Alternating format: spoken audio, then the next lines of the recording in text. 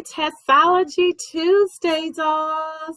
It's your girl Tess, and I am here with my great friend Susan Null. Let me tell you guys, it is crazy. Well, I don't think it's crazy. I think it's ironic how we met. We met on LinkedIn, correct? Yes. Yes, and she was so kind enough to do a write-up on exclusively by Tess. And I was kind of skeptical. I'm like, who's just going to randomly choose to write about, my company? And she was so genuine and she wanted to learn more. And with her company, they did a great job. And I still use that write-up, that interview that you all had. Yes, I use that for my potential clients. Like, look, I'm actually, someone wrote up on my company, so I'm very excited about that. They thought enough of me to even interview me. So, Susan, before we talk about how to be a stay-at-home entrepreneur mom, an overview of Chapter 2, I want you to please let everybody know what it is that you do, all the corporations and businesses that you have. Okay. Well, we have, I am a co-founder of eventpros.com. I co-founded that with my husband, Brian. He is the domain expert. He knows domain names inside and out, and he likes to buy names that are strong names, impact names. Okay. And so that is how we got eventpros.com. That's how we ended up with eventpros.com. And then we were tasked with how to build that out and make it a useful tool, not only for ourselves, but for others in the industry. And it just so happens, we just started September 2019, and it just so happened just a few months into, building out the publication, because we wanted to start with that and feature Event Pros, COVID hit. Yeah. And, what we had originally planned to build out, maybe working with venues and event planners, kind of went out the door. And we had no idea when, like everyone, when events would come back. So we actually, that was eventplanner.com. So we decided to purchase eventpros.com, which opened up more options for us to build out the name. And through this crazy year, 2020, we just wanted to really highlight and feature Event Pros. So that's what we have been doing the past full year, is just talking to Event Pros and seeing, what it's been like, what they've been able to do to pivot, things like that. So that's what we're still doing right now, because we're still in a pandemic. So timely for you all to actually, start the Event Pros and to actually go virtual because of the pandemic. And I think before, because I also had an interview, we had a virtual interview. Yes. Event Pros. And that was fun. I really enjoyed doing that one. Yes, I did. It really was fun. And that started kind of because another event planner, Claire, Friday in Las Vegas, reached out and said, hey, have you thought about doing lives? And then we talked, and she suggested spinning it to see how event professionals were coping with events being shut down, personally and professionally. And it just, like, I had every Wednesday booked up within a month. And yes, you have. Yeah. Yes. And people Yes. were really receptive, like you, when I asked. So I just, it's grown into something I really enjoy. I was nervous about doing it at first.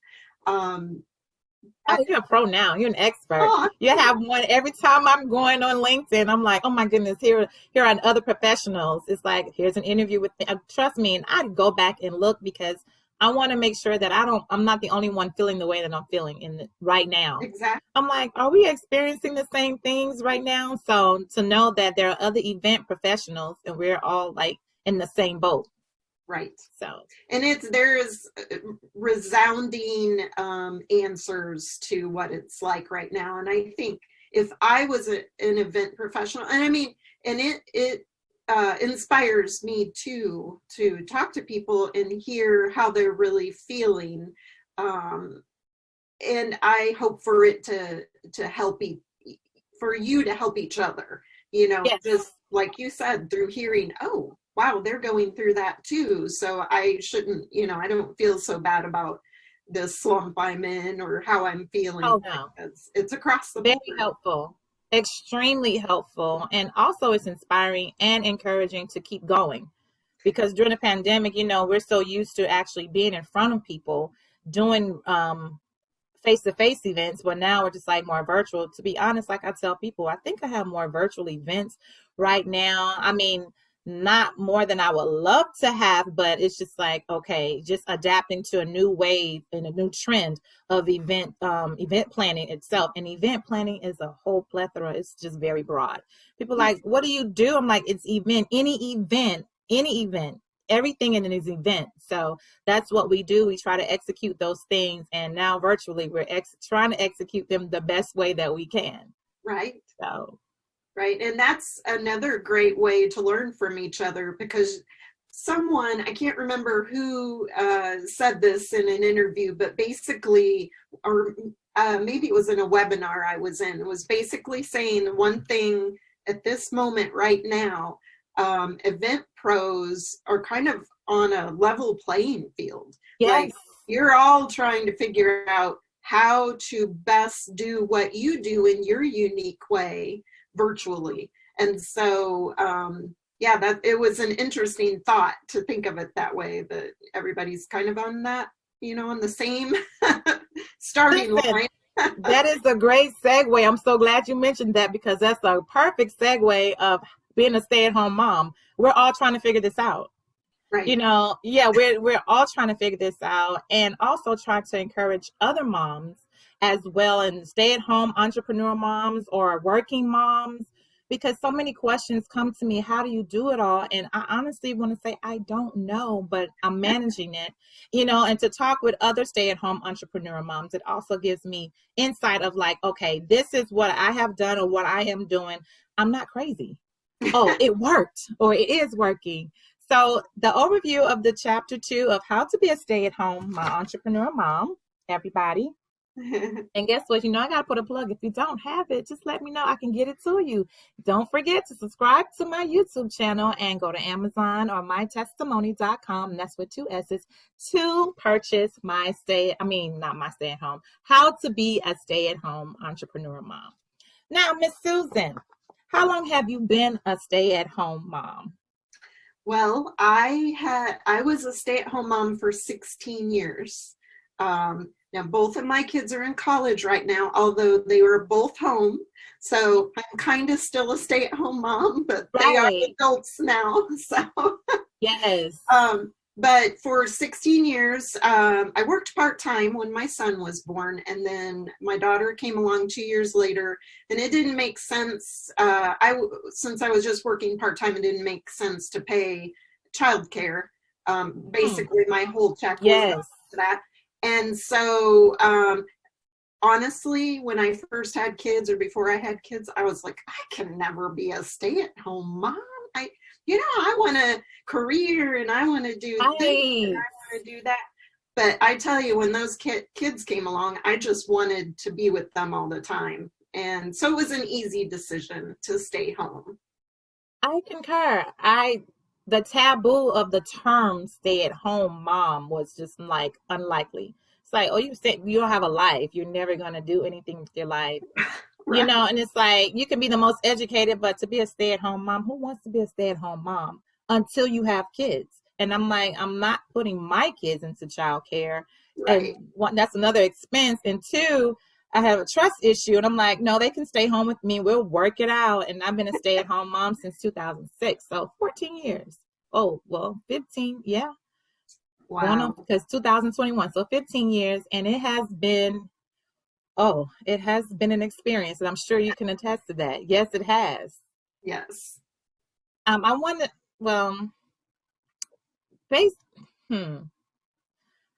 for the mom, because I want to transition to the moms that are working, because I don't want them to feel bad as well, you know, because there's nothing wrong when you have to go back to work. Right. And, you know, or you have to work. And I've had women ask me, well, only stay-at-home moms are good moms, are perfect moms, you know, for those who have, I'm like, no, that's not true. So I also want to encourage the working moms as well that, no, you have to do what you have to do because everybody's situation is different and circumstance is Absolutely. different. So do you have anything or encouraging words or anything to say about the moms that are working, who have to work?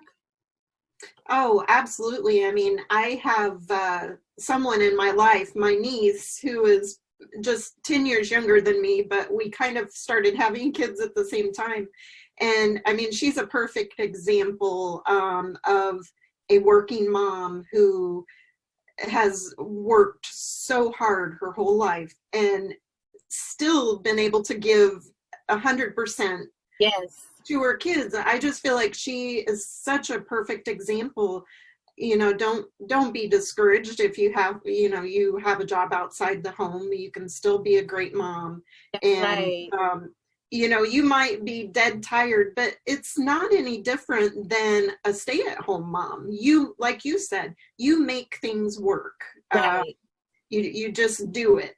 And you know, I know plenty of working moms who I admire Yes. incredibly because they are able to do it. And I really didn't have to try to have that balance, that at work and at home balance. I was lucky to, you know, or fortunate to be able to stay home, and I wanted to. So yeah, for those working moms, I think we all as women have to hold each other up no matter what we're doing. Yes. And it's sad that one group kind of puts down the other, and you know, vice versa, when we should Ew.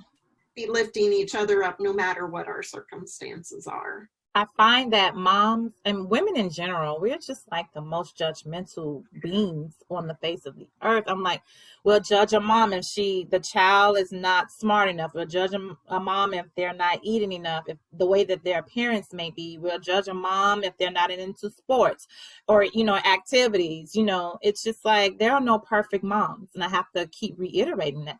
A stay-at-home mom, a working mom, a mom to be, or a grandma, you know, there are no perfect moms. We're all trying to figure this out together.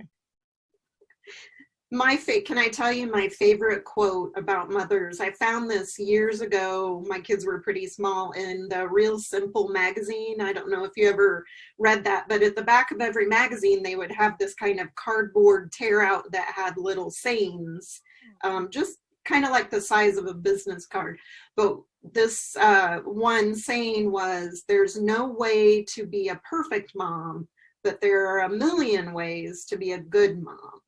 And Yes, I put yes. that up on my bulletin board and kept that there for years. I probably still have it somewhere, but I've That's moved. embedded in your mind. It is. And Yes, I like to tell that to moms as often as I can, because we all are striving for perfection, I think, too often.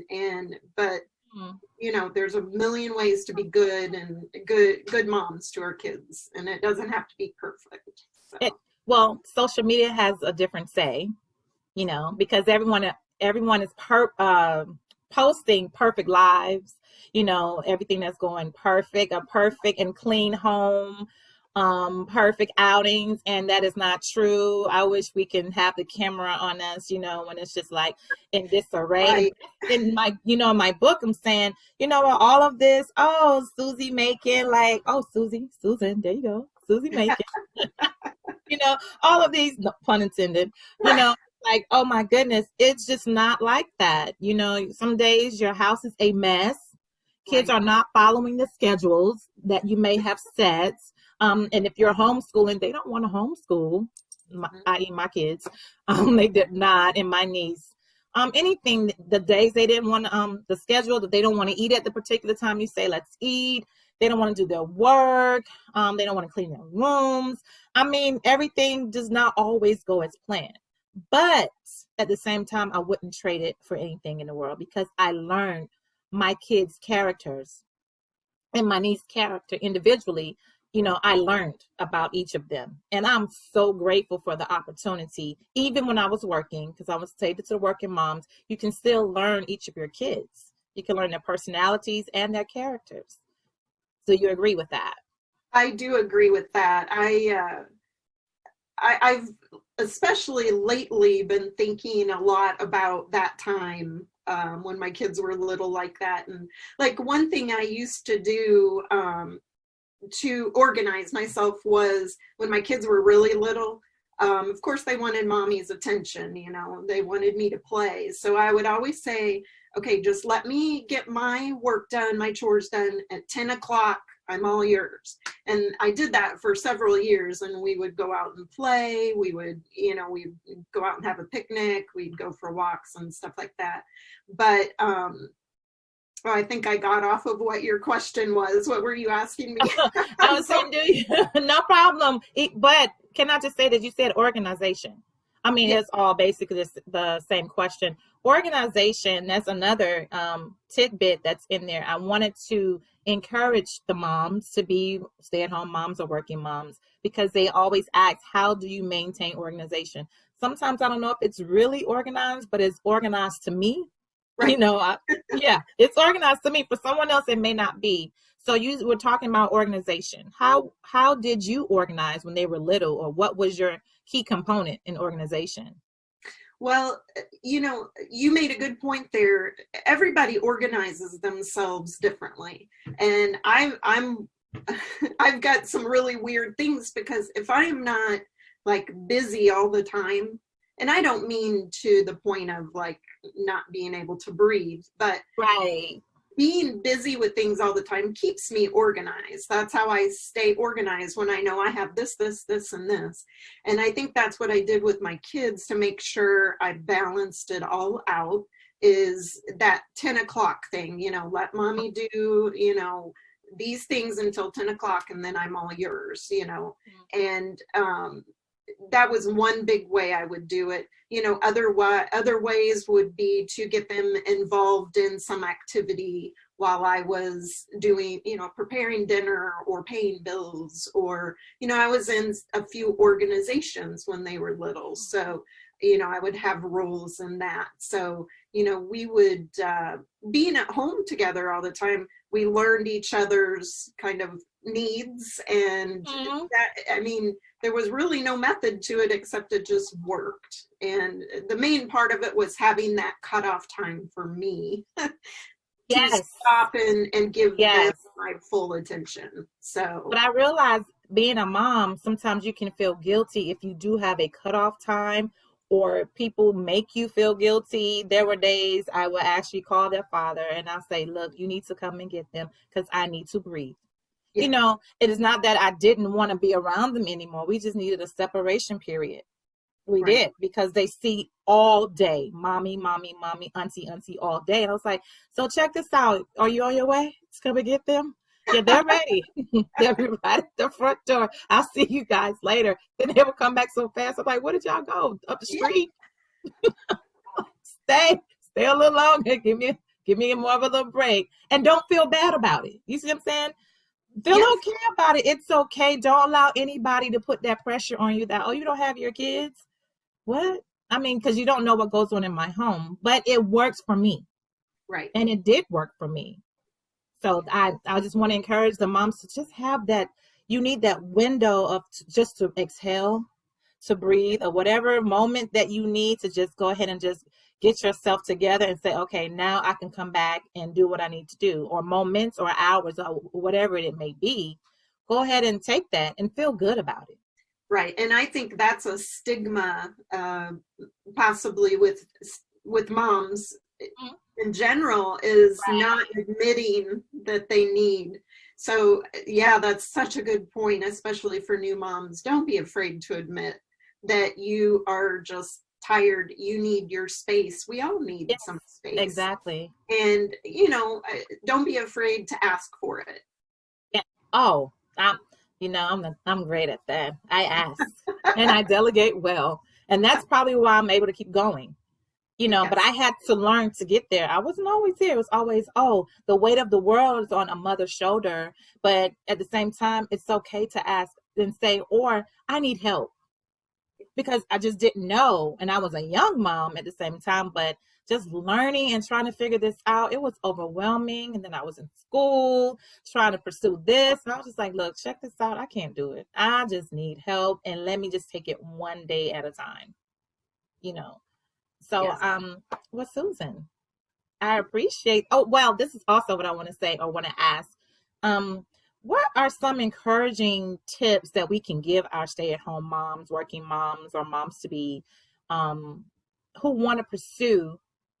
Well, actually, this is for the stay-at-home mom, because our working moms, they're working, or the moms to be who want to be an entrepreneur. What do you think are some good tips that we can give them?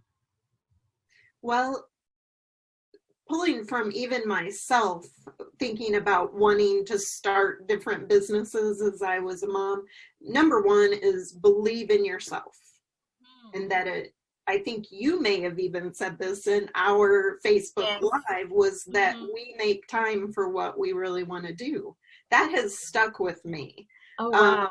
So I think believe you can do it. And if it's something you really are passionate about and want to do, you're gonna figure it out. So I think part of the problem is we don't believe in ourselves. And we think, and I've done this over and over and over again, not believing in my ideas and being able to bring them to fruition. And especially, you know, when you're balancing home and, you know, home, kids, partners, all of that. Yeah. And so that would be number one. And then number two is seeking out someone that can help you, you know, because a lot of times your ideas aren't something that you can just magically pull out of a hat and make it work. You need someone that you can talk to and figure out steps and goals and how to do it. And don't be afraid to ask. I think sometimes they may not be afraid to ask, but I think the term fail, people don't want to fail and don't want to look crazy, especially because they feel all eyes are on them. Or even just having an interview itself. Like, I've asked people, oh, I don't look good on camera. I don't know what I'm going to say. I'm like, stumble through it. You know, do what you need to do. Do what you have to do, you know, but try it and do it. Like I hear the term now, do it scared, or you don't know what could possibly come from it if you don't try. Right. No, I was telling people, just give it a try. And not only that, finding support groups. Support groups really helped me. Talking to other moms and mentors, you know, really kept me on the path. And I'm just like, if I didn't have them, I think I probably would have really stopped and said, you know, I give up. I don't want to do this anymore. Because we're more alike than not that we see. Exactly. So that's the rule of thumb for me. But but people are like, it comes easy for you. I'm like, no, it does not come easy. I have the same mentality, you know, the thought processes as you have. It's just that I have chosen to do certain things about it, or I've chosen to say, I'll take risk. I'm still taking risk, you know. And you learn from failing. And one of my favorite sayings is, it's better to try and fail than to have never tried at all. That's right. You know, it's getting over that worry of others, really is what it comes down to, is what other people think. Because even through this process of personally professional lives, I was scared to death to look stupid on camera or to not be able to find the right words, or not to be engaging or intelligent sounding, all these things. I just came up with all these things that, I just can't. But, you know, I've learned from the people like you that I've talked to, but that I'm doing okay. And because you're episode 112, you're doing extremely well. But you learn. You learn by doing. If you don't do it, you're not going to figure out if it's for you or not. Yes, we have to. And just do it. Go out there and, you know, just give it a try. That's my main encouragement on my TESSology tip, is try it. And if you don't like it, then try something else. And if you don't want to do it, then don't do it. You know, to me, that's simple. But, you know, to each his own. Susan, I really appreciate you. Thank you for the, see, this is off the cuff. We were just sitting here just talking about whatever. There's really no formality. And before I was like, let's just talk about it because we live this. We are entrepreneurs, and then we were I'm still a stay-at-home mom as my son is being, go to school virtually and juggling all these responsibilities. So just want to let you know that you can do it. Start today. You got this. And my other thing is just make sure that it's aligned with God and you ask him, to direct your path and to order your steps. And so once again, everybody, don't forget to subscribe to my YouTube channel and don't forget to check out eventpros.com. Personally Professional. You guys have a website for them, or is that eventpros.com? It's part of eventpros.com. Yes, and check out all on Facebook, because I see it on Facebook. Well, I see it on LinkedIn, and I know that you're on Facebook too with all of the previous the interviews that you have with the Personally Professional, all the event pros out there. And I just wanted to say thank you so much for coming on and talking with me. Well, thank you for asking me to. This has been great. I really appreciate it. No problem, because I'm going to ask you again another time. So I'm glad that you said that. Everybody, you heard that? It was live. She said it. She'll come back again. All right, everybody. Have a good day. Bye.